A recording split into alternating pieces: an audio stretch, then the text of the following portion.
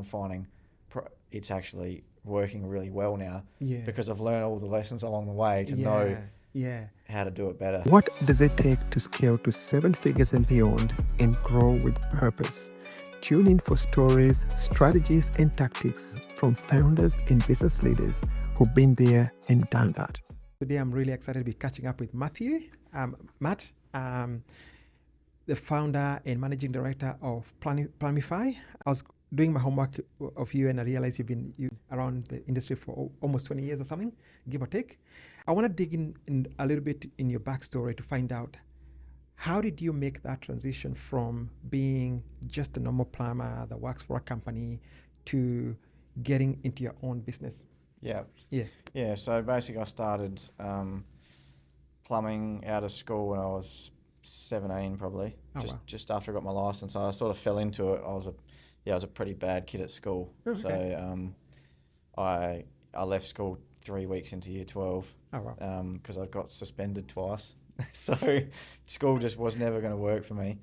And then I didn't do much for about probably 6 months, I reckon.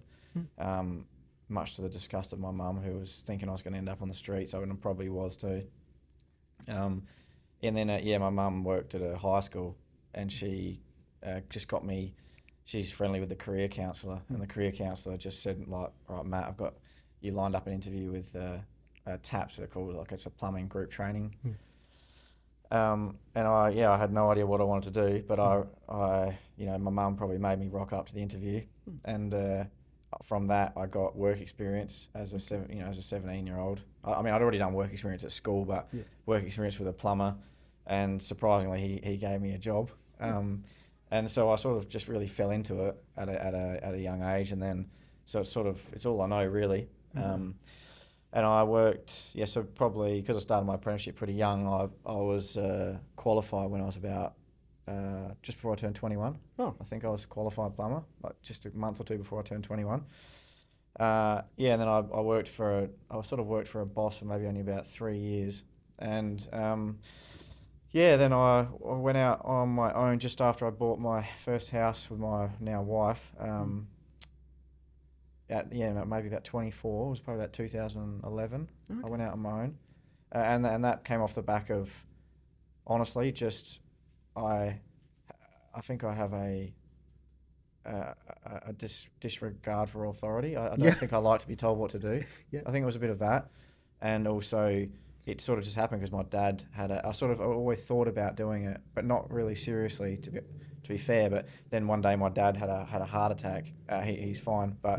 And I just remember that was like the point where I thought, you know what, like, life's too short. I've always had this little inkling in my mind that I might want to go out and work for myself. And the next day I just quit my job that I wasn't really enjoying because I just didn't really like the boss that much. And went out on my own. And now, and now I'm here. So that's 13 years roughly of working for myself. The first 9 or 10 years were probably the first 9 years I just worked on my own. Like every typical tradie journey story that you come across. So I was just doing everything and anything really, and for the first couple of years, and then I started to like niche down to I got into a market like insurance game basically, and back then it was a bit of a gold mine. And I learned to detect leaks basically. So I just got really niched into that space, finding hidden leaks, and like I was going all over the country, like Australia, not all over Australia, but all over South Australia to find these hidden leaks for other plumbers and insurance companies. I was getting paid really well to do it. And then, so that probably went on for 8 or 9 years, and I was working, typical like 12 hours a day, 6 days a week sort of thing, but I was doing really well. But I had no spare time as well. That was the trade-off. And then, probably in 2020, just after COVID, like just when COVID happened, basically, my second son was born. And I just realised, like, over that 9 years before, I'd grown a passion for business sort of thing, the business side of things. I was interested in that, as opposed to being at Mrs. Jones's house and changing her tap washers myself. And yeah, once my youngest son Chase was born, I just decided like, no, I'm ready to go out. Ready to try my hand at actually building a business. Yeah. And I started hiring some people, and yeah, it's been a bit of a journey, and I'm sure we'll get to that stuff. Yeah, but now we're here. Yeah. How was it like? You've been all these years working for yourself. It's good money. You're not really, for lack of a better word, accountable to anyone other than obviously your client and yourself. How did you go with finding those initial hires, and also, I guess before, let me just backtrack a little bit. So you say that the niche you found, did you purposefully look for it, or did the niche come to you? Yeah, the specialization? it was actually just probably by chance. It was a mate of mine at the time went and started to work for an insurance builder, and he basically said to me one day, because like the game was the industry's changed quite a lot in that time, and back in 2013, my mate, rang me up one day. He said, "Oh, like I'm looking at Mrs. Jones's house, and she's got water damage in her house. Can you do a leak detection report?" That's a thing in the industry, right? And back then, we'll get, like I said, it was a bit of a gold mine. There was no one doing it really. There was only one or two other guys in Adelaide doing this leak detection space in the plumbing space, I suppose. And I said, like, yeah, of course I can. I had no idea what I was doing at all. But I thought, I'm not going to say no. So that's probably one of the philosophies I have at the time is I just say yes to everything and figure it out later. And that's, so I wouldn't say it was, I purposefully, I guess I always did want to just differentiate myself between the typical Gumtree plumber type thing who, and that's just because that's the space where you get stuck in at the start, as you're putting an ad on Gumtree trying to find clients and all they care about is getting the cheapest price. And I sort of was lucky enough that I had the self-awareness enough to know, like, I don't want to be in this space of competing against every Joe Blogs. So I suppose it was that in my mind. I had that mindset coupled with just an opportunity that arose that I wasn't ready for, but I just said yes to. That's how I got into that. I want to dig into that a little bit, because there's a lot of people who get presented similar opportunities and don't really wake up to the fact that this could potentially be a gold mine. What is it about your mindset that you found that this could be really, really big?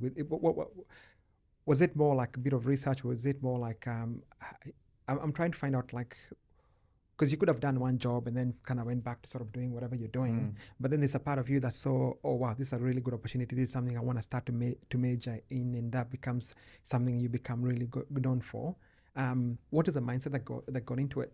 Yeah, like it was probably just having that awareness of, like, I knew that I was leaving a lot on the table. Just if I was going to be that guy who was just going to be doing tap washes every day, competing with the guys, because back then we were putting ads in the Messenger. That's back then. I was paying for like a little tiny advert in the Messenger, and you'd open the Messenger and there'd be like 400 other adverts, and I'd be like, what? I guess I had lucky enough. I had this self-awareness, or whatever you want to call it, to know, like, there's got to be a better way. Like, I don't want to be. I feel like I'm better than being on this one of 200 or 400 adverts. Like, that's ridiculous, Matt. So I guess that I had the decision to make. It was either I was going to stay in that space, or the other decision I had was get out of my comfort zone and try and learn a new skill and a new trade, really. Because it's sort of like what I learned back then with this leak detection space was basically a trade within a trade, so and like everything, I sucked at it really bad at the start, and I basically just learned from making every mistake under the sun, and to be honest, I just had to cover up I was really good at covering up my mistakes. I was really good at explaining my way out of mistakes I'd made. I think that probably came back to how bad I was at school. I was always trying to get myself out of trouble, and I think that was probably a skill I learned from that. that would come in handy at one point. So you start building the business and bringing in people. What was the transition like from being by yourself, like I said, not being accountable to anyone, doing whatever I don't know, whatever you feel like, but like moving from that to now being, I have a team of people, I'm accountable to them, I've got to feed all these people now. I'm assuming at some point in time, the way your industry is based, you have to train them and supervise and do all that kind of stuff. What was the transition like for you, moving from just being you to doing those kind of people, having all these things here? Oh, look, it's a hell of a lot more pressure when you realise that you're paying, more or less paying someone's mortgage. You know, like you said, you're putting food on the table for other people in a way. Yeah. I mean, they're still working, but you're responsible for paying them.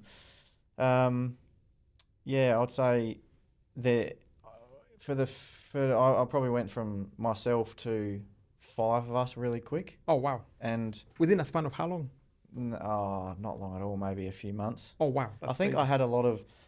I was just subconsciously saying no to a lot of things. Oh, okay. You know, like people would ask me, could you do this? I'd say, I just can't. No, I can't get there.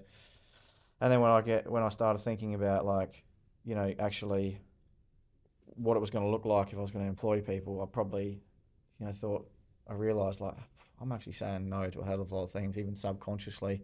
And, those things turn into the next thing, and and it snowballs. So I just had to back myself in and know that I'd be able to get enough work for this amount of, for sort of like 5 people or whatever I had back then. And I found that was actually quite manageable. I did all right with 5 or 6 people, because at that point I was still heavily on the tools actually. So I was pretty much on the tools 8 hours a day with my other guys all over Adelaide.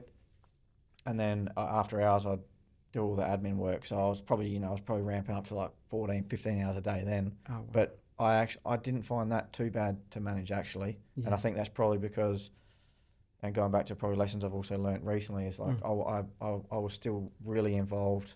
I was on sites with them all the time. I was on the phone all the time, organising things personally for my team, my small team then. So I think things got a bit harder to manage probably after that sort of one. There's levels in this trade space, you know what I mean?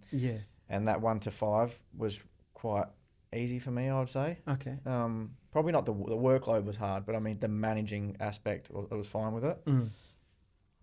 Yeah.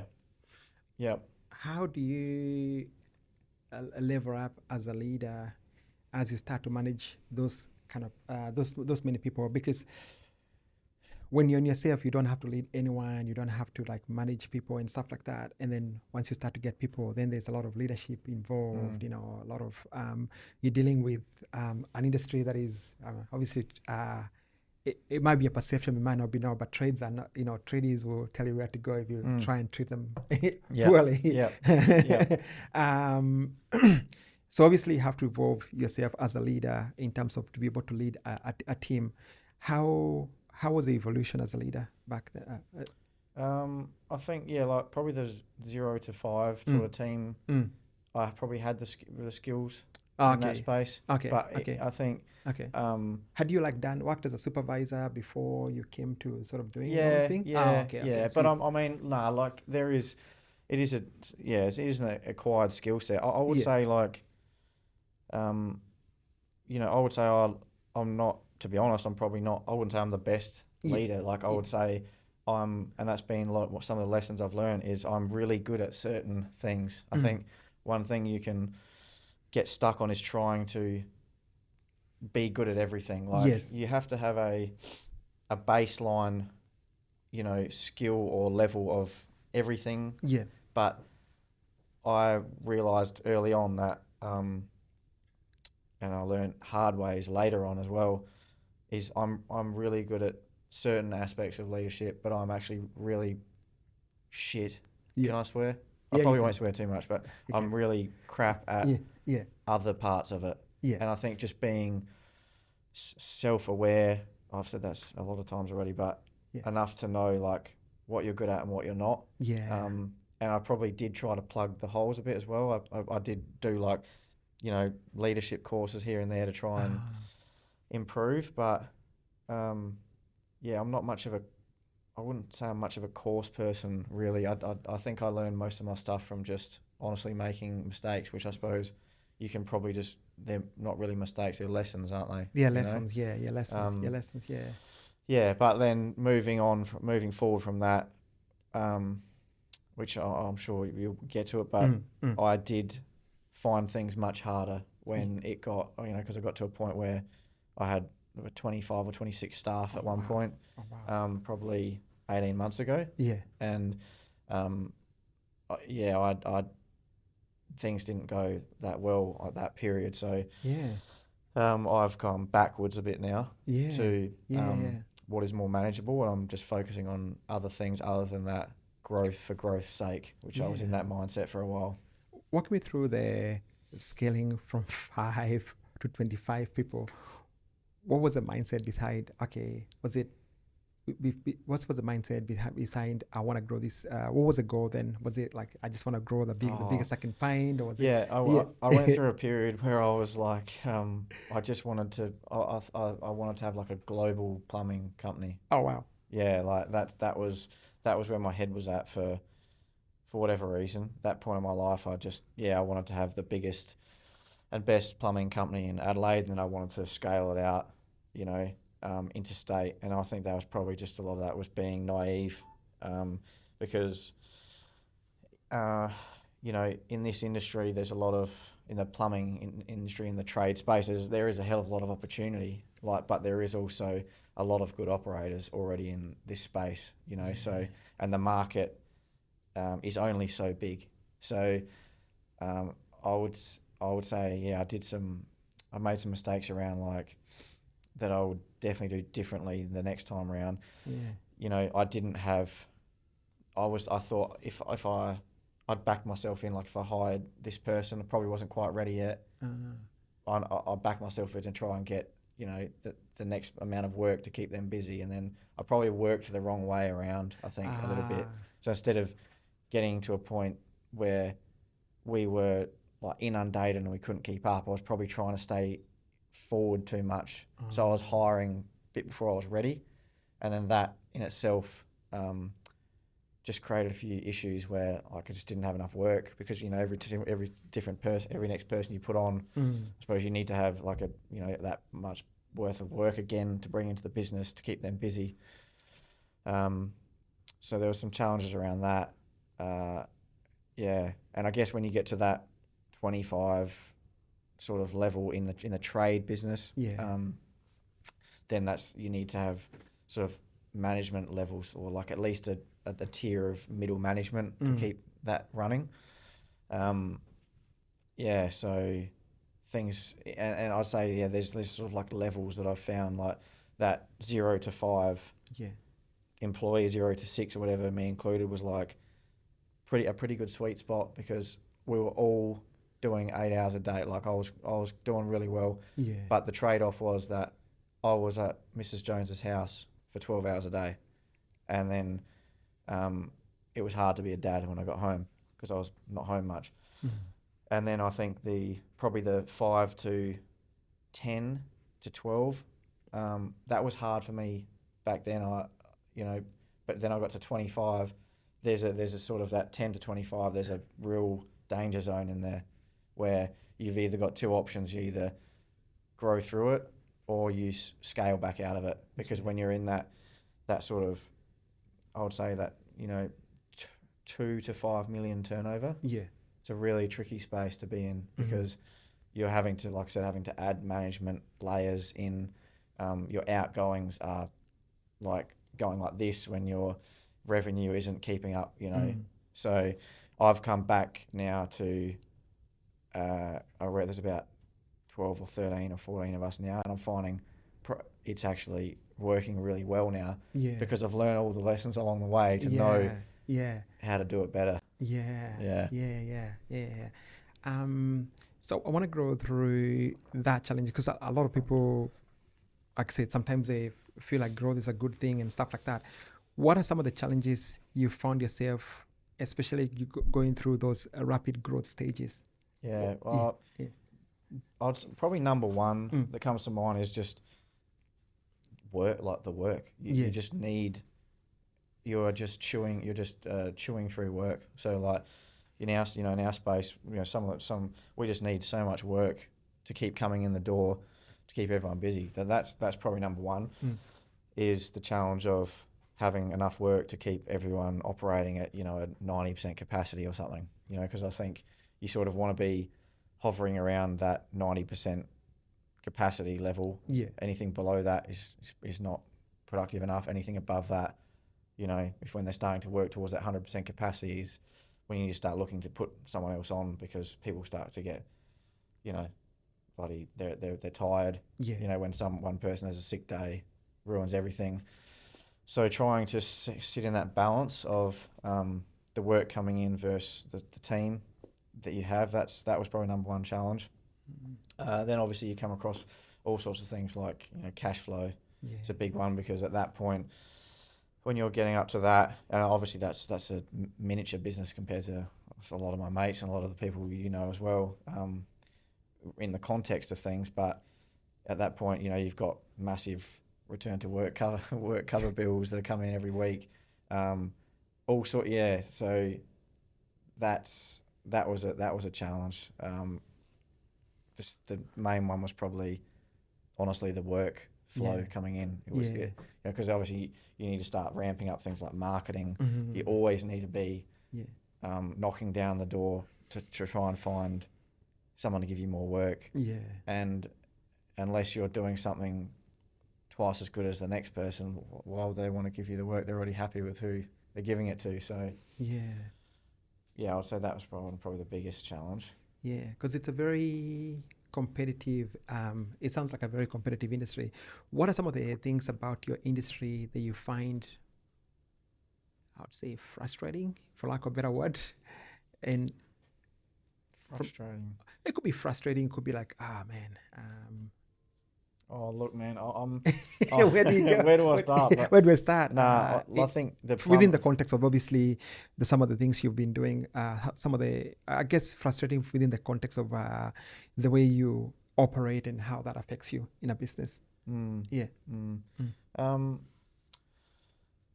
would say if I went to some of the new things I'm working on now, I think people, probably one of the frustrations is people are, just by human nature, they're happy to, it change. We don't like change. So even if or you're confident you could do, a much better job than X client is using your competitor. It's most people will just stick with what they know even if they're not happy. But that's a bit of a challenge. Like, it's hard to get people to do something that they're not familiar with, or use you if they're not familiar with you, even if they're not totally happy with who their current plumber is, or whatever. That is. I'm working on some other things now that I'm really passionate about, and around the water conservation sort of space, because it goes back to my leak detection roots. So I have a real passion for water saving and environmental ESG sort of things around the plumbing space. The biggest frustration at the moment I can think of is around just getting people to sort of care about some of the things that I'm really passionate about, because they're not really as forward thinking as I'd like them to be around like the next drought that's coming in or whatever. Trying to do things before suddenly we're washing our car with a bucket again. Is it a case of like people are more reactive in your industry in terms of like they think of the plumber when things go wrong, as opposed to be like, hey, maybe I should be doing this to make sure things don't go wrong, that could potentially cost me a lot of money, kind of thing? Or is it? Oh, look, I guess we come across that with some of our like commercial clients. They quite tend to have that more reactionary sort of mindset. I guess it sort of depends on how their budgeting works, because we have some big clients like the state government, and that's the end client. Some other big corporate clients where it's they're more of a fix it when it's broken mentality, whereas there is sometimes there can be better ways to do things, like thinking in more of a 10-year mindset than a 6-month mindset. And that can come down to things like trying to get people to invest in more cleaner plumbing technology or whatever. But they're more obviously, and I get it as well, but they're more focused on I don't want to spend an extra $2,000 today. Yeah. But if you did, it would save you $10,000 over the course of 10 years. Trying to sort of break those mindsets can be challenging. Yeah. So going back to, I still want to delve a little bit in terms of that initial growth spurt. Other than cash flow, in terms of like how you manage cash during that period, other than staff, because that would be obviously one of the biggest expenditure. Because I know your industry can be very capital intensive by the time you think about all the gear you guys use, vehicles, blah, blah, blah, blah, blah. Other than cash and equipment, what was probably the biggest expenditure? Did you have to spend a lot on marketing, a lot on sales? I've never done any marketing. Okay. Yeah, so for me, I've always had a big focus on business to business. Oh, is it B2B more? Because that's, and that's mostly because that's how I like to operate. I like to work on relationships more than Google ad sort of that sort of transaction. I like the sort of relationship transaction. So I've never had a big marketing budget or anything like that. It's not to say that I shouldn't. Maybe I should, but I've always been more focused on trying to back myself in as knocking on someone's door and introducing myself and say, hey, I'm Matt. This is why you should use Plumbify, or just the relationships I've built over the years. But yeah, the capital expenses during the growth, I think, in regards to that, that's probably good. Might be a good thing to touch on because I have done I've always been at forward thinking, I reckon, and I've done some things well. I've done some things really bad, but I think I've done some things well as well, where when I did grow through that heavy growth period, I suppose, relative to our industry, I made sure, I always had in my mind that I'm a bit of an exit strategy guy. Okay. So I always, I do believe in having a plan B. I'm not like that, I don't know, Gary V plan A type, is the only plan type mindset. So when I grew the business, I had to, in a plumbing trade industry, it's very capital intensive. It's not just you hire someone, you give them a laptop. Yeah. We've got to have cars and machinery and tools. Yeah. But I did it in a way where, and I bought a lot of things. I bought a lot of things in hard cash. So because I didn't want to, I guess I did it in a mixture of hard, sort of the cash out of the business, and also getting, loans for a few things here and there. But every piece of machinery I've ever bought, always, except for cars, I've always bought it in when I could afford to buy it. So that's probably been a good thing now that I've actually gone sort of backwards a bit to what is working and what is more manageable in this period of my life. I've found that those decisions I made 2 or 3 years ago have actually massively helped. They hurt more at the start because obviously the easier thing would have been for me to get the bank to bankroll my growth, essentially, buying all the things I needed. But I sort of did it. I did it when I could afford to do it, and now it's really come back and helped me actually, because I have gone back a bit, and even, I don't have those massive outgoings every week or whatever, because I sort of pay for them up front. Obviously there's a balance you have to have. Yeah. But that was a good lesson actually, that I'm glad I did a lot of those things. Yeah, that makes a lot of sense, because if you had financed a lot of these things and then you decide you want to slow down, you really can't. You're really hamstrung. Yeah. In a way, because you've already got all these things. You've kind of backed yourself in a corner where you have to keep growing. You have to keep, because you've got all these. And I see that happen. Honestly, I see that happen a lot in this industry. Yeah. Where in the trades, construction industry, exactly what you said, people get hamstrung.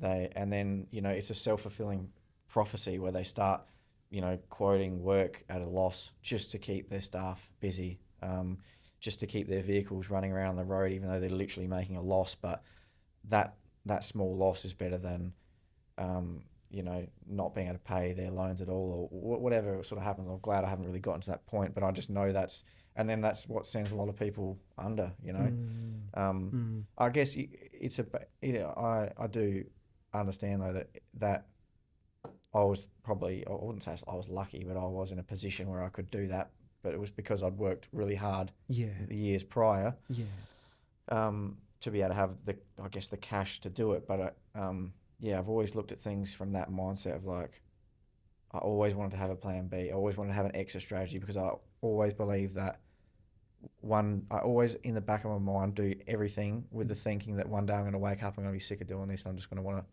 sell everything. I'm just going to want to pull the pin. So I've never got myself into that point of like wanting to be so jacked up on loans or whatever that I'm backed into a corner. Yeah. And I don't, because I always firmly believed in my brain, like one day I might just wake up and I just might not want to ever do this again. Do what? So I've made everything with that mindset, basically. Yeah. Let's talk about now going from that fast high growth stage to wanting to consolidate to sort of bring it down to a more sustainable growth. Mm-hmm.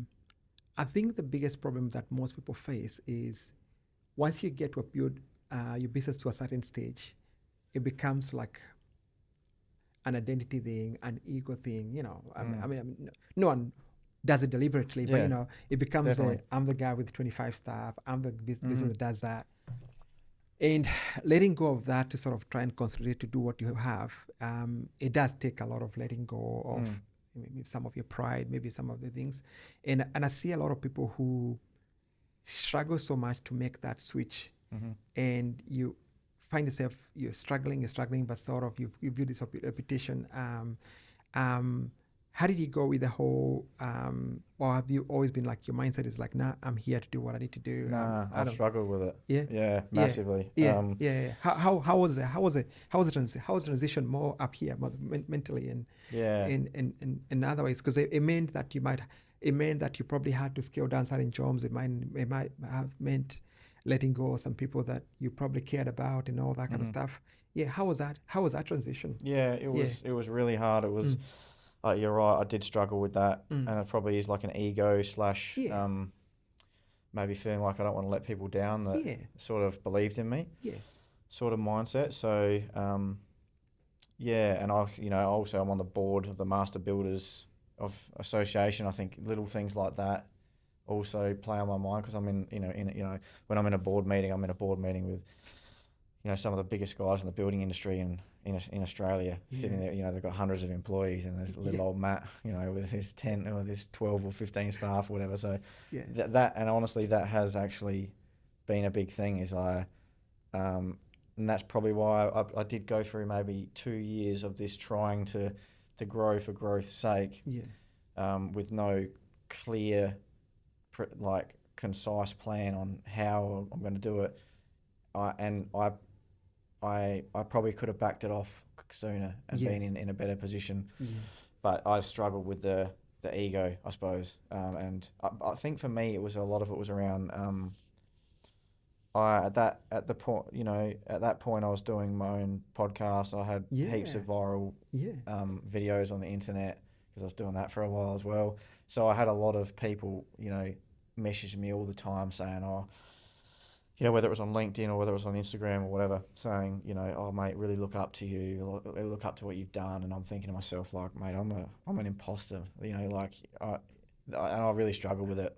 I don't know really what snapped me out of it, but I think predominantly it was just my mates, because, inevitably when you've been in business for 13 years sort of thing, most of my mates have a business. A lot of, and I have a lot of close friends who are like mentors who are, either CEOs of big companies in Adelaide or whatever it might be. And I think it was just, honestly, just talking to them and being really open with what I was going through and them explaining to me that, and then I think I got to a point where I realised, like, no one cares as much as you think they do. Yeah. It's like, it's all in your head. And that's a big lesson, is like, just do what you got to do, because as much as you think that, player A or person A or Sally or Bob is watching what you do every minute. They're not. They're busy with their own life. Yeah. They've got their own problems. So that helped me let go of that pride aspect of you're definitely right about the ego thing. When you downscale a bit. Because it's I think the biggest thing with business, with being in business for a while as well, and that's something I've recognized in myself, is the more you do it, so much it gets to a point in time where a lot of your identity definitely gets tied onto being I'm the guy who did this. And because I've gone through a similar phase. For me, it was even worse. I actually had to shut the whole thing down. And it was either I shut it down or it goes into receivership, And I think when I shut down the business, I went through a period when I was pretty much just mopping. I went through a period of a year or so where I was just pretty much lost. Like I just, didn't recognize myself. And thankfully, I was able to get a job, which was a good way to sort of get my mind off business. But there's a part of me that felt like a failure for moving from being that guy to that guy. But then again, you realize that a lot of people don't care. A lot of people I talk to, even some of my friends that had bigger businesses around time, is like, oh, good on you, man. You don't have to deal with all the... Exactly. You don't have to deal with all the stuff we deal with. Yeah. And it's kind of like one of those things when you downsize yours, you start talking to the guys that have got hundreds of staff. They're like, oh man, I wish I could do what you just done, know? And some of these guys are way too big. It's just such a big operation for them to even scale down. It's just, I don't even know where they'll go about starting doing that. No, I agree. You're totally right. Like, scaling a business up is awesome, and there's no doubt about it's there's levels to it. There's levels to everything. Like I think I've got to a point where I've got totally like my mindset from now or 18 months ago to now is totally different. My business philosophy is couldn't be more different to what it was back then. Exactly like you said, my mates, when I've told them, thinking about, I've got to get rid of these people, or this person left, or I've got to get rid of this van or whatever, like they'd be like, so it's like, I still love you, what I mean? Like, so it's not like they, probably the word of saying they don't care might be the exact right terminology, of course. They're not going to think any lesser of you. They're not going to think any less like, on you. People don't. So exactly what you said. You're spot on. Okay, so you get to that point, you start to scale down. What's going through your mind in terms of like, what made you decide I want to scale down? Was it more family? Was it more the pressure getting to you? Like, what made you decide that I want to start to scale down this thing? I think it was probably a combination of things. I think I was probably a bit. It got to a point where I outgrew my management skill set. To be honest, that was one. And also, that what point of my life I was in, I probably didn't have the energy that I needed to get it to the next level either. To grow out of that sort of valley of death sort of area I was in. Because I got two young kids, man. I needed. They take a lot of I got two jobs effectively. My job as the managing director of Plumbify, and also my job as a dad. And I think it was just. I think I just honestly had to be clear with myself and realize like this is just not working, Matt. Trying to go past the ego of like. And also, I think what got me lost, I was going to say, is that it was the constant pushing every day, pushing for work, pushing to do 100 quotes, just try and keep people busy. I think I just got I just got a little bit drained out with that. And it just wasn't working. The output wasn't matching what I was getting back in money effectively, and I just had to be honest with myself and realize like at this point in my life right now, this probably just isn't what is best for me and my family.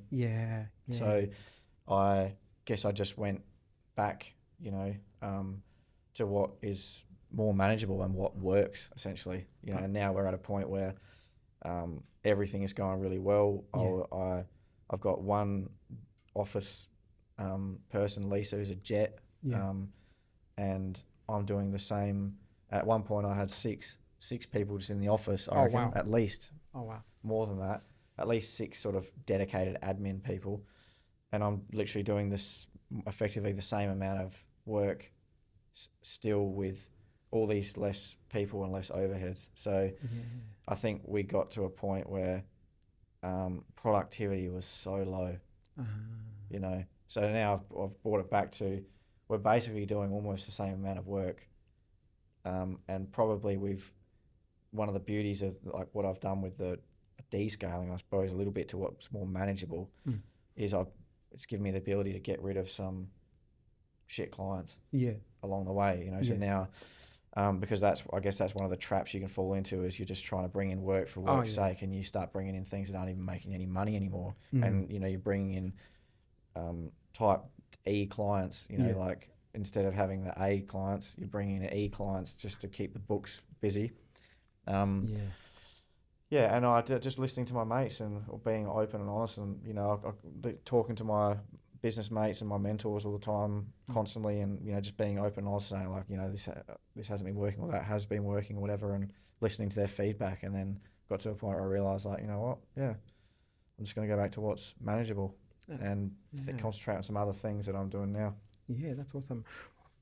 I'm curious, was there the option to operationalize when the business was growing that fast, like, you know, get a CEO, all that kind of stuff, or it's probably no? Is that an option you looked at? Yeah, so at one point I had, well, I've still got Luke, who's a young fella who's been with me forever, who's an absolute gun. Who is sort of back on the tools a bit more now, but he was my dedicated operations manager. And he was just in the office all day making everything tick. That probably. But that I guess that next level of like GM maybe sort of thing was probably an option, but I think I didn't do it because I think I got to a point where the business probably was growing in size, it wasn't any more profitable though. It was just growing in size. And I was like, I'd removed myself out of so many things, even things that I shouldn't have removed myself out of yet, and I was bored, and I can't be bored. Okay, so it wasn't a good thing for me in that period. I got a bit bored, and I should have been, and then effectively I just wasn't on top of things the way I should have been. I did think about GMs and all that for quite a while, but I think I just had to. Got to a point where I just had to make quicker decisions, like to sort of go back to not try and undo everything the good work I'd done in the years prior. If I had kept going and tried to, maybe I felt like probably I was flogging a dead horse a little bit. Trying to get a GM, and then this adds another $200,000 onto the payroll. And I just thought,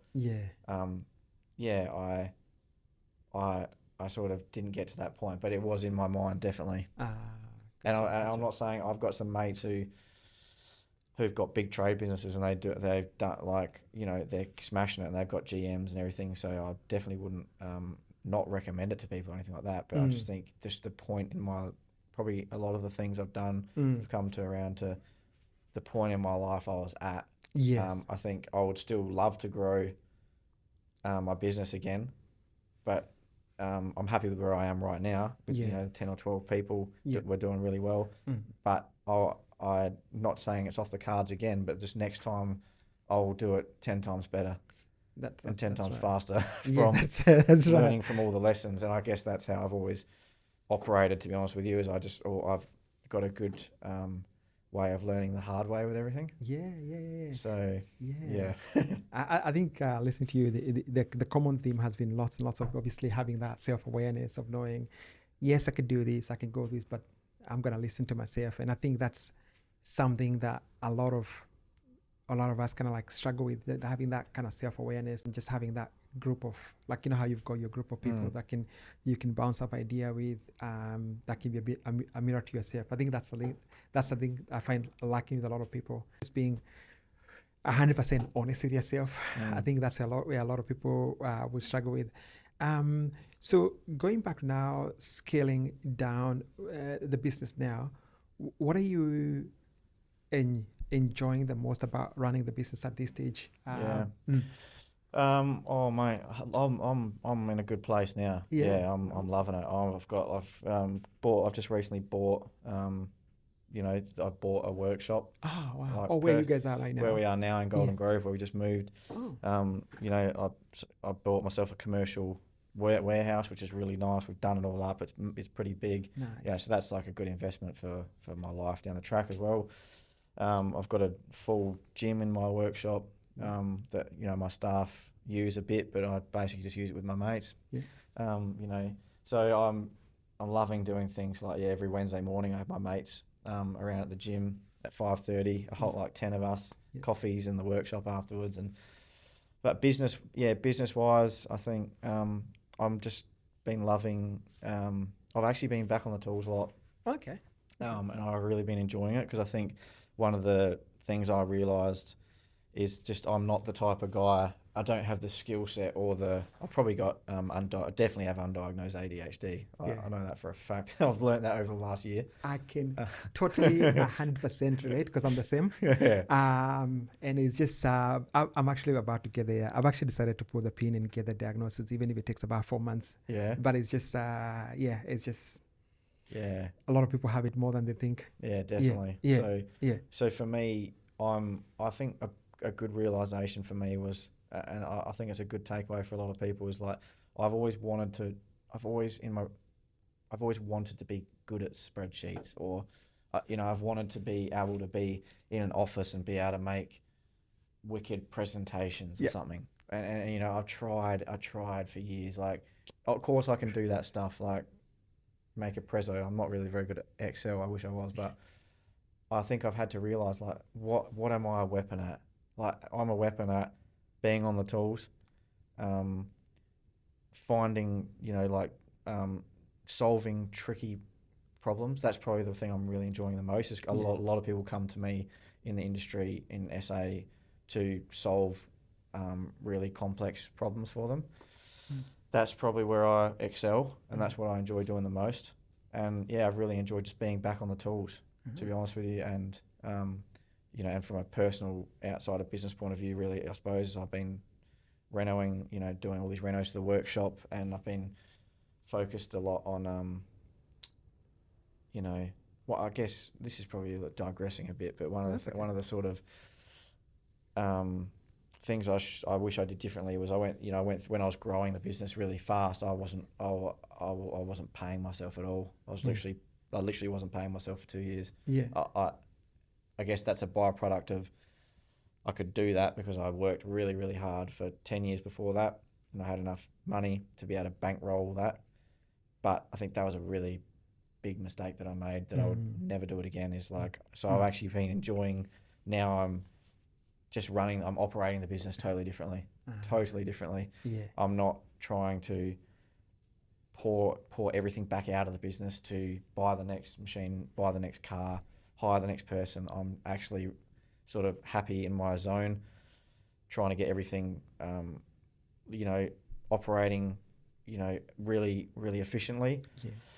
And actually, to be honest, like taking the money out of the business and paying it to me. Because that's a big mistake that I made, that a lot of my mates pulled me up on. Is like, at the end of the day, we take all this risk.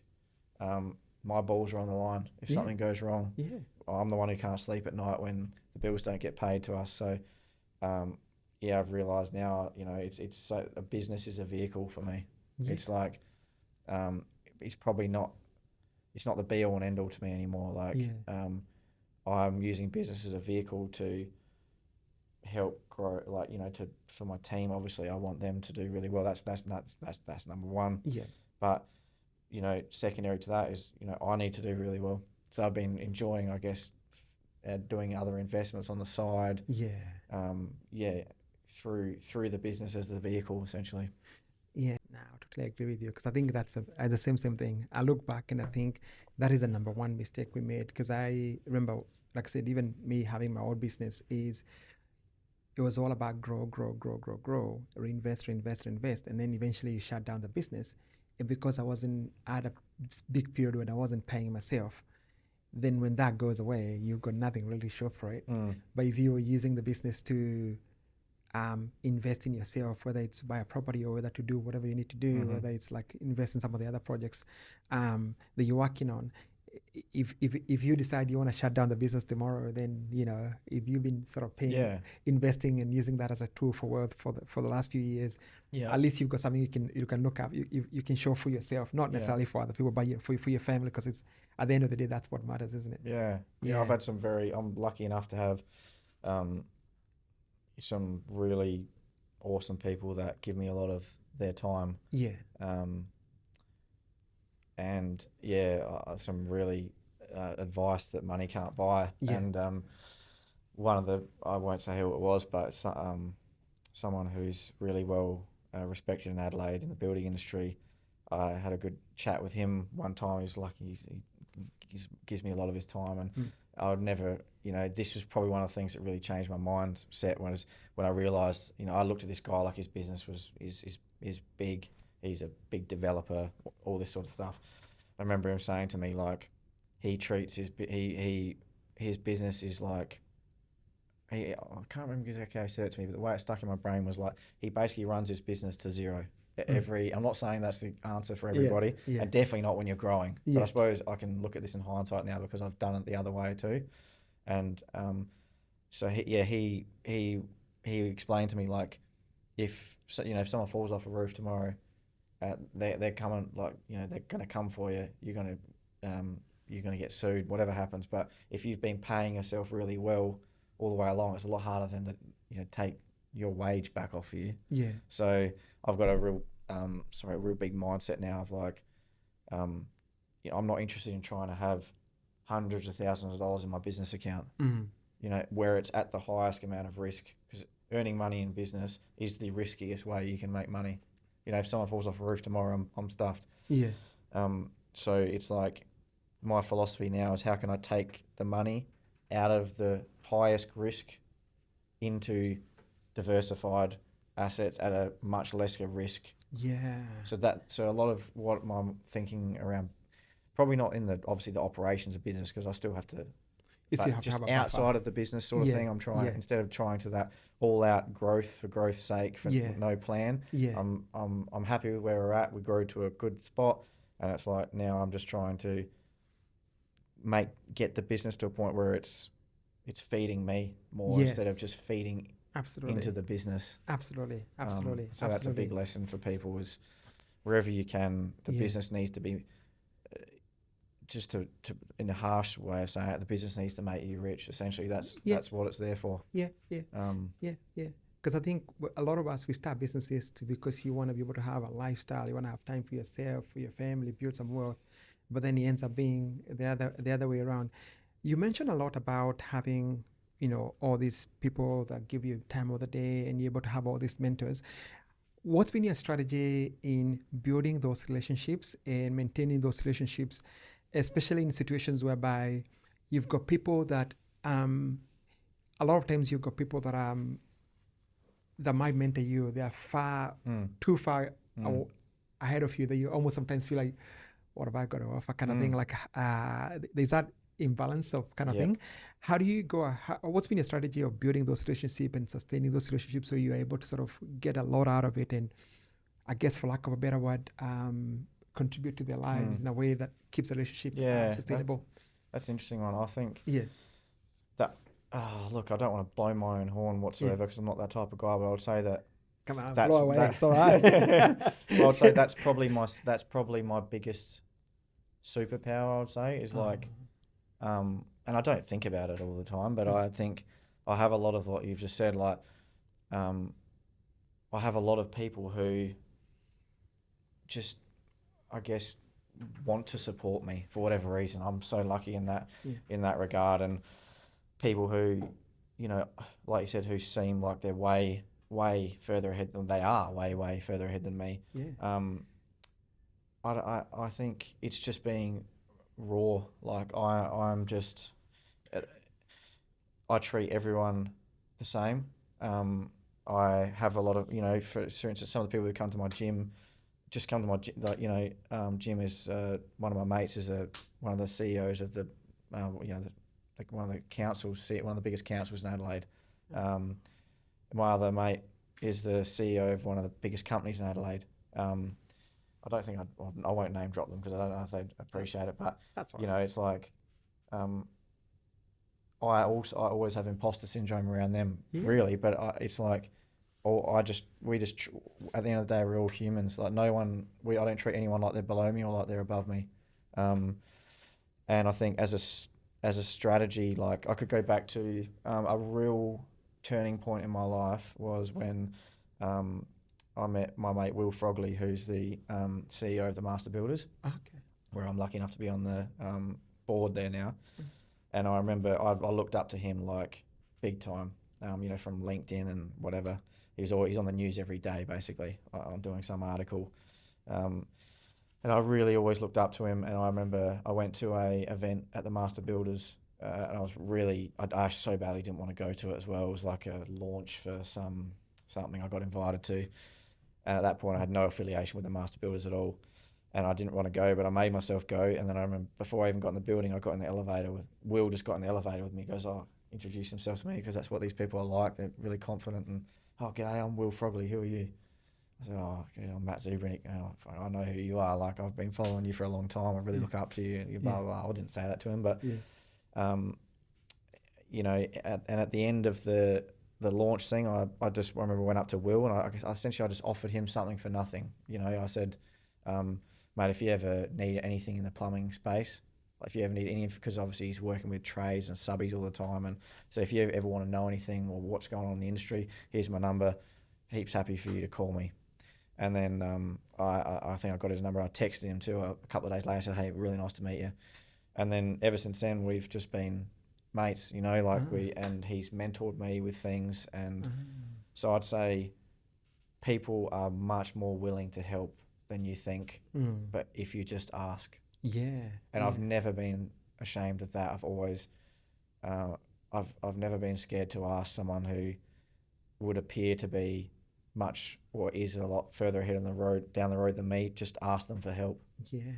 Ask them if they've ever been through X or Y, and you would be really surprised that they're usually more than happy to help. And they're usually not as scary as you think they're going to be. But how do you deal with that? You know, that whole imposter syndrome, because you found yourself in lots of situations whereby, for lack of a better word, you felt. I mean, I think you're fairly capable, but you know, you find yourself in lots of situations whereby you find out you're, you know, almost feel like you're in over your head, you know. But then, you know, like, you know, scaling the business to that point, feeling imposter, dealing with a lot of high level people and feeling the feeling of imposters. How have you had something? Do you have some strategy on how to cope with it, or is this one of those things you just have to deal with it? It never goes away. New level. There's always. Is it going to be something that's always going to be there, or has it been something that has helped you either deal with it or? No, I think it's always going to be there. And I think that the more you do it, the more you just get used to operating like that. I definitely have a good imposter syndrome sort of complex. Like, there's no doubt about that. But I just think it's, you know, like in regards to asking those sorts of people for advice or whatever, or being around tables where you feel like you're not, you can't provide like they can, you know, you're out of your league. Like, I think I just relish that now, to be honest with you. Like, I feel like that every day, at every board meeting, I'm literally sitting there thinking like, what am I doing here? Like, why would these guys listen to me? Like, and I think I've got to a point where if I actually relish that now, and I think if I'm not feeling that, that's a problem. So I've got to the point where that's a good baseline for me, where I think like, if I'm not feeling like that around these people, then I probably need to level up again. You know? It's become more of a signal that if I'm not feeling like that, you almost feel like I'm feeling complacent now, or it's become too easy. So like I like that. I think that having that feeling regularly makes me think that I'm on the right track. You know, I think probably it's a hard feeling, or to have, or complex to go through, but it's worse to not have it. So that's probably how I think of that now. That makes a lot of sense. Yeah. You've talked about one of the things you mentioned is you've obviously made a fair bit of mistakes and a lot of lessons you've learned along the way. What are some of the things looking back now through that whole business journey, scaling up, scaling down? What are some of the things you did that call mistakes? It could be a mistake. It could be like, oh, that was actually a very good idea. What are some of the lessons you feel like you've learned in terms of like running a business and operating a business at a certain level based on some of the things you've been through? Yeah, I think so much of it is about, having the right systems. Like, I think one of the big things that we grew through was like I implemented, like certain systems, even some, a lot of all these things are just off the shelf systems now. You subscribe to whatever. That was one of the big inflection points, was when I implemented the job management system that we're using now. Just leaning on my accountants and my bookkeepers more. Like, I wish I got a bookkeeper much earlier. So some of these things that like people can do 3 times quicker than you and at half the cost that you can really do things at. Probably realizing where your time is best spent. Like the amount of like pseudo money I would have wasted on trying to do my own zero reconciling or whatever, like things like this that you think in hindsight so easy. It's like I would have been so much better off being on site if that's where I'm best used than deep in some zero reconciling. Like, I wish I just did some of these things earlier, that I do now, that I think like, oh God, that's so obvious looking back on it. Mate, there's countless lessons. I'm learning lessons every single day about what to do and what not to do. The feedback loop is really fast in business, which is the speed of the feedback is quite quick. So you have to get good at that. How do you then prioritize things? What's been your strategy for prioritizing what initiatives to take? So, because you've got different things you can do within your business, different things you can probably potentially focus on. How do you go about deciding, that's important, that's not important, and choosing the right priorities for your business at this stage of the game? Yeah, it's I guess it's all coming down to what's shifting the needle. Like, my big priority at the moment, like recently, was just getting like the effective rate but higher, the productivity. Oh, the productivity. I guess I've had to look at things and just order them in priority. Like, number one for me at point last year was look, priority is too low. I need to improve this. And then it's probably at the moment I'm at a point where things are running pretty smoothly, but it's because we've done a lot of work to get there, and I'm working on some other things now that I'm still juggling running the business as well, obviously, but I'm doing some other things that I'm passionate about. I'm really in regards to figuring out what you need to do and when. It's like reflecting on what is working and what is not working. We had a lot of things that were working. We had a lot of things that weren't working, and I had to pick what was going to give me the best bang for buck as number one, what was going to give me the second biggest bang for buck as number two, because you need to shift the needle as fast as you can. Awesome. Yeah. Awesome. I've noticed fitness and mindset is a very big part of your life. How do you keep yourself motivated during the ups and downs? And I think one thing you mentioned is, if you identify yourself as ADHD, you probably can relate to the fact that sometimes you go through very high highs and very low lows sometimes. How do you keep yourself motivated to make sure that you're rocking up every single day, you're doing what needs to be done to make sure that that your business is moving forward? How are you motivating yourself? How are you keeping yourself accountable? Do you have accountability partners? Like, what are you doing to make sure that you do what you need to do and do that consistently. No, it's a constant battle, John. Yeah. I think there's certain things that I'm, there's certain things that I'm really good at with that. And one is like fitness. You know, I've got a gym at work that I built, and I never miss a workout every day, basically. And I think a lot of that came down to learning what my values. Yeah. So for the longest time, I was either like probably the ADHD thing. Yeah. I was either super fit or shocking, and I was doing this for my whole adult life. And then I think, you know, I had a shift probably like 3 years ago where I went through my values in life, and I just decided, and I guess I realised one of my highest values is health and fitness. But also I just decided like I am a fit person. Like I identify as a fit person, and I realised like that is just what I do. I don't question it really. I just say every day I get up and I go to the gym at 5:30, or if I miss my 5:30, which has been happening a bit lately because I've been a bit slack on the wake ups. I just have a thing in my mind that every single day I do something, and I guess 3 years ago I just made the decision that's who I am. Like, so I don't miss doing something every day. And that's just it. Yeah. So it just comes naturally now. Like I don't think about it. What I think about it if I've missed, you know, if I don't wake up at 5:30, I'm thinking every day. I'm that person. I do my workout every day. So I'll find whether it's going to happen at 12 o'clock today, or whether it's going to happen at 5:30 at night. It's going to happen. And I get like, if we go back to fitness, that's a really big passion of mine. I guess it leads into business too. Is that one of the big things I did a couple of years ago is my mate has a gym at Kent Town, and every single Friday at 2:30 they do like a big, like really, really intense workout that we call throwdowns. It's like a bit of a institution with a lot of people in Adelaide. You know, usually 20 to 40 people would go every Friday. You know, the shirts are off and everything. It's all going on.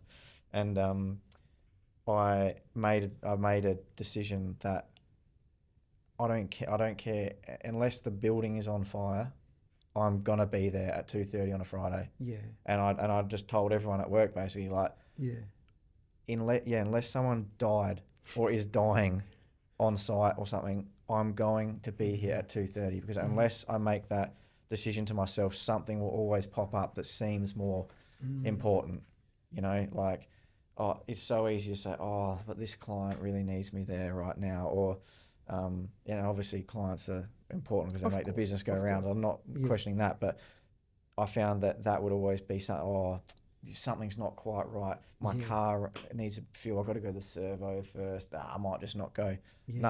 I made a decision that I don't care what is going on. My family knows at 2:30 I'm at Kent Town, and that's just what I do. Yeah. So it's making those.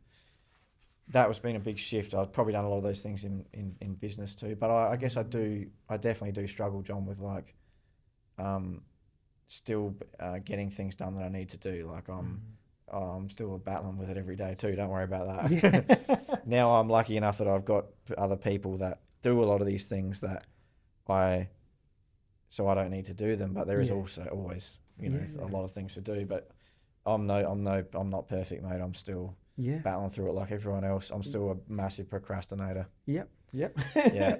So I find that if something's not really high on my values, or at the time what I'm really interested in, I actually really struggle to do it. Yeah, that might be going back to the ADHD. ADHD.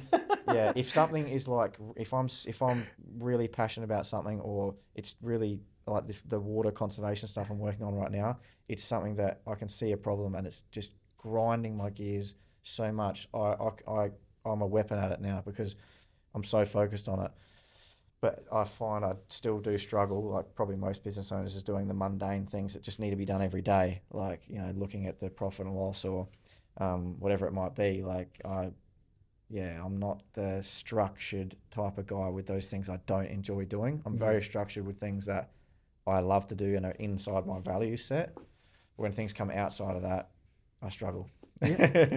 I can 100% relate to that myself. And it's a constant struggle. This is why I was like, okay, yeah, I'm very interested. I'm going through the process of working on my fitness again because like I said, yeah, I've been a bit of a yo-yo whereby I've lost a ton of weight. Now I'm got back. But yeah, the one thing that I've done, like you, I don't have a gym here. But one thing I've did is I moved away from my gym, my whole local gym, and I joined Anytime Fitness.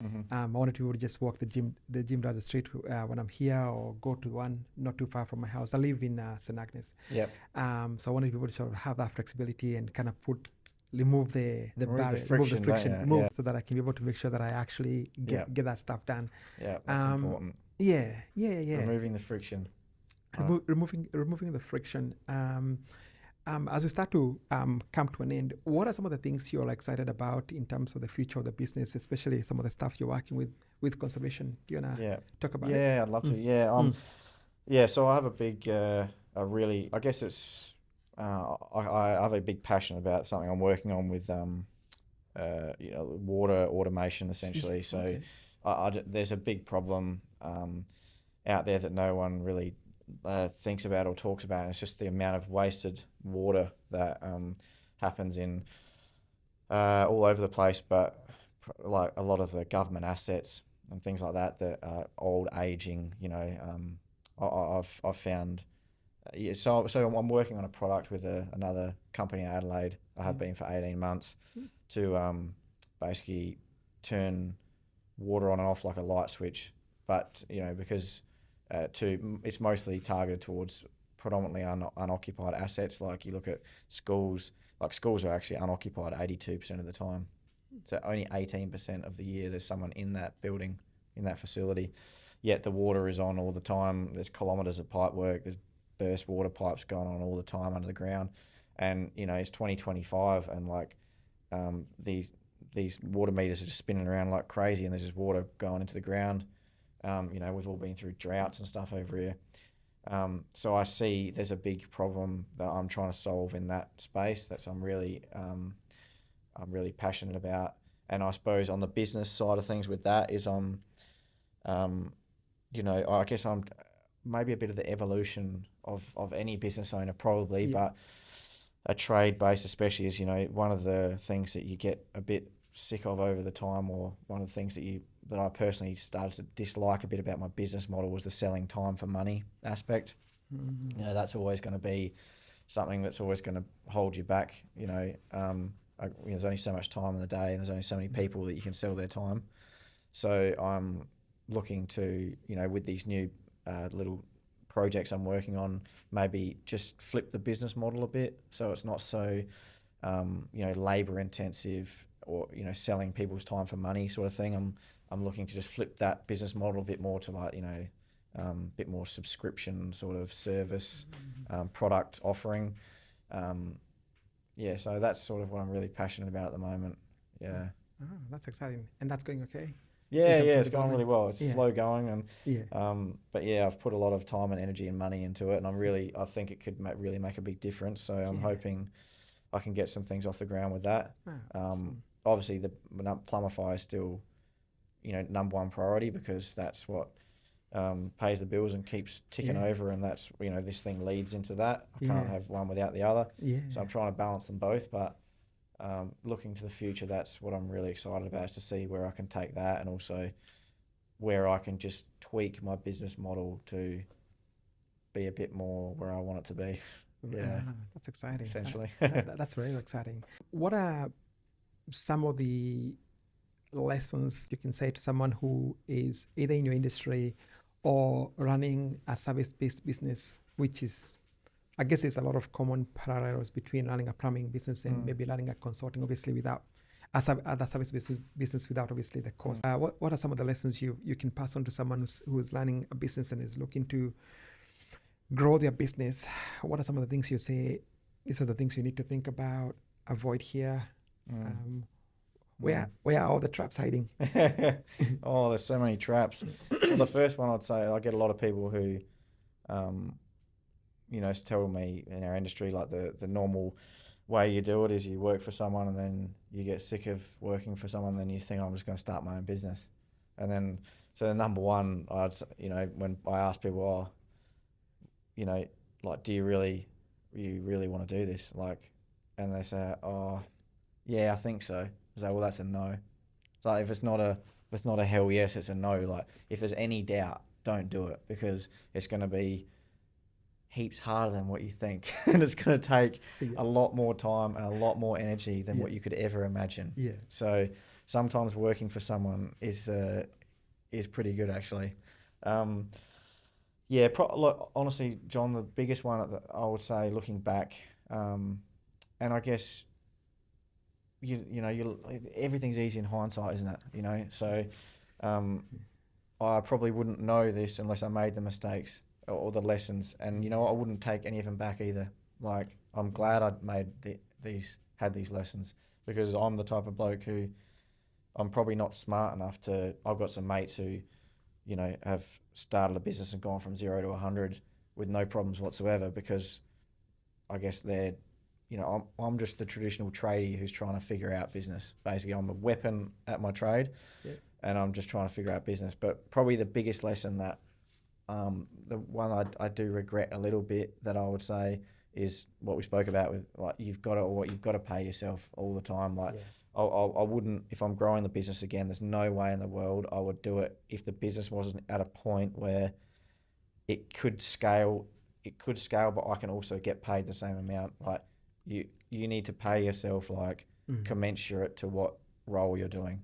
So if you're the managing director of a company that has 10 people, you need to pay yourself what a managing director of a company who, the going rate at least of that person as you're growing. And if you can't fill the gap of the growth with what's left over, my advice would be, it probably isn't the right time to grow, because that's a big mistake I made. Getting the right people is just key. Like, I always go back to my boy Luke, who works with me. He's worked with me for forever, since I started. Like, I'd be lost without him. You know, he's a big supporter of me. He just, even though he knows I'm a bit of an idiot at a lot of things, he just makes stuff happen for me, and he never second guesses me. So, you know, it's like getting the right people in your corner is just one of the biggest things too, John. Like, the last thing that probably comes to mind is, I think you really need to know why you want to grow, and plan out exactly the reasons why, and exactly the reasons why you think you can do it, or why it's a good idea. Because, you know, 200 people company isn't necessarily better in any way, shape or form than having 5. Because I know a lot of people who've got 200 staff and the business makes, you know, $100,000 profit, where you think, like, you know what I mean? These things don't always, and it probably depends on your industry as well. I think it's really a good idea to have a good insight into, if you're trying to grow the business, like, what is the market saturation? You know, what really is what are the opportunities? Because I learnt one of the things I learned is that there is a lot of good operators in my space. So there is only so much you can grow, and that's fine. You know, like, we're not all got a Facebook unicorn or something, you know what I mean? Like, sometimes there's only a certain amount of market that you can grow into, and that's just what it is. There's nothing you can do about it. Yeah.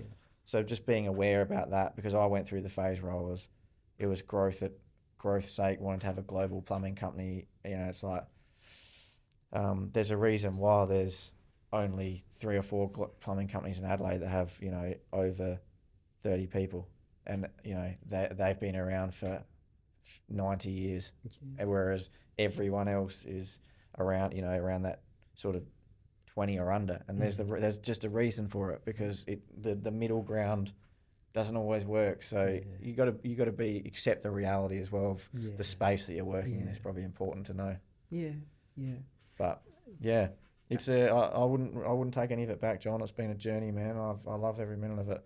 Made a hell of a lot of mistakes, but I've also done a hell of a lot of cool shit too, and I wouldn't take any of it back. That's exciting, man. That's exciting. That's exciting. Is there anything else you would like to sort of pass on that we haven't asked, that you think, this is very important that we mentioned this?